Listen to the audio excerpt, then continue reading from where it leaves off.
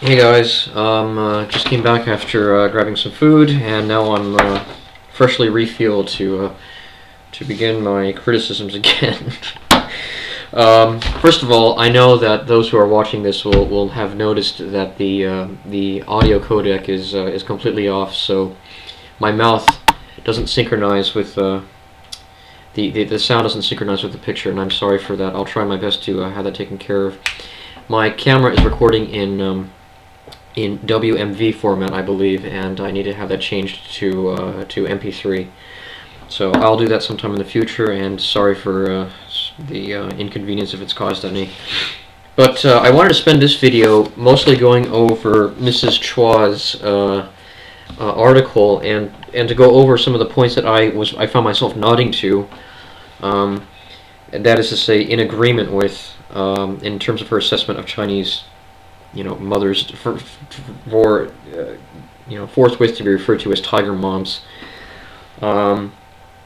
Here's a list: attend a sleepover, have a play date, be in a school play, complain about not being in a school play, watch TV or play computer games, choose their own extracurricular activities, get anything less than an A, play the piano or violin.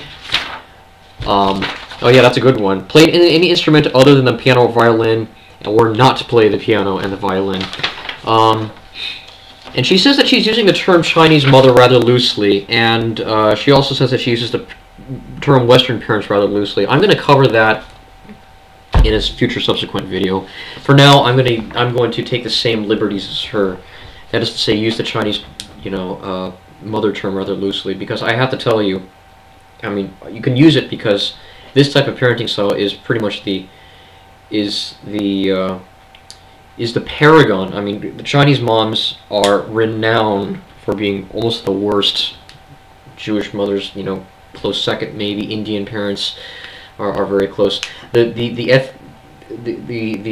ancient immigrant groups generally tend to be the most staunch, the most draconian of parents.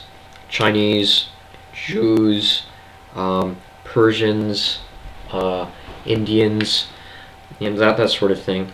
The Western ethnicities and cultures generally tend to be much less. They generally tend to employ power of thumbscrew much less.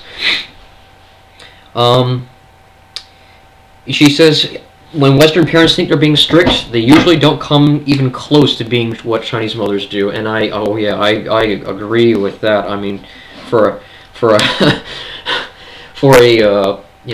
those of you who've seen Russell Peters, he has a great little skit that he got famous from. He had of course it's just a skit. He says his friend swears at his mother, and well, if you tried that in a Chinese household, you might, I mean seriously, you might be beaten within an inch of your life. You have to be careful about this sort of thing. It's true. A lot of Western parents try and negotiate discipline and chores with their kids. When I eventually have children, I hope I won't do that. But at the same time, I don't think I'll employ the despotic practices of my people. She says, despite our squeamishness about cultural stereotypes, there are tons of studies that show that there are marked and quantifiable differences between the Chinese and Westerners when it comes to parenting. Yes, I can agree with that. I mean, when I went to college, the people use the term euphemistically. That the term that was used euphemistically and all the time was that Asians are overrepresented in universities. Although we are a minority group, technically, I don't know how much what are we, 5% of the country, but we make up how much percentage-wise in universities? Last time I checked, I think the country was still 75% white Anglo-Saxon. What is it? What is it in the Chinese culture that just pushes academics so much? It's just part of the culture, and the Jewish culture too. I mean, Jews are everywhere in academia. I mean, and in business and in science. I mean, that will be something I get in another video. As you can see, I'm getting a little sidetracked. She says, what Chinese parents understand is that nothing is fun until you're good at it. I'll just leave that one for later.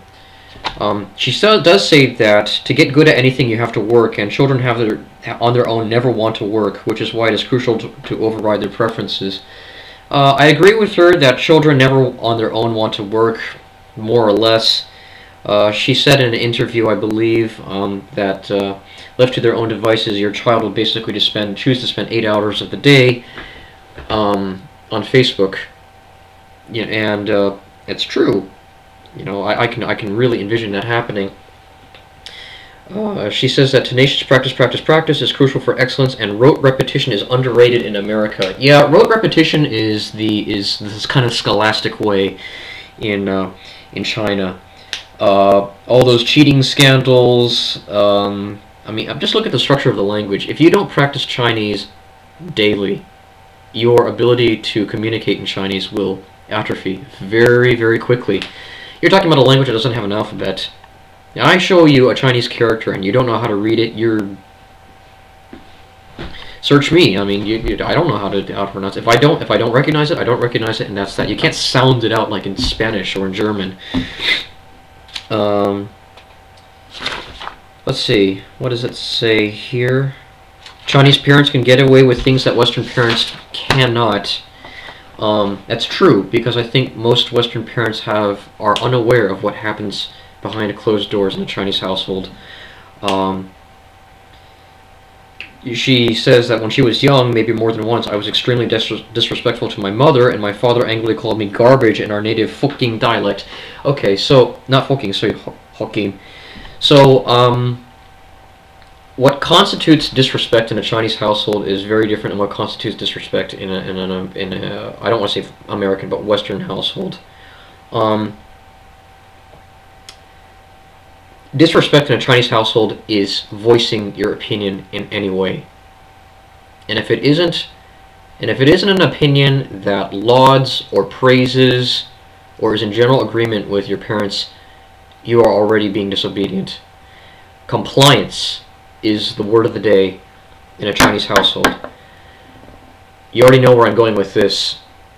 You're going to end up with someone who really can't think for themselves, and that's a problem that is endemic to Asian populations. It's something that I am investing all of my energy into fighting against.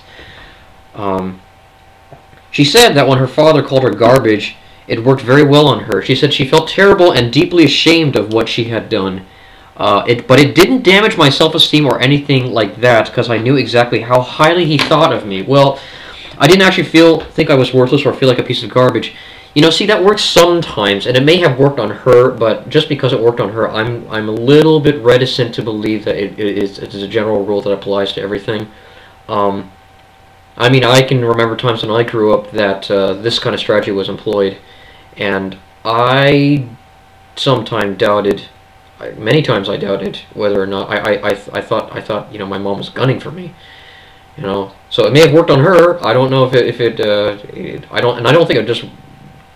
She's probably the exception.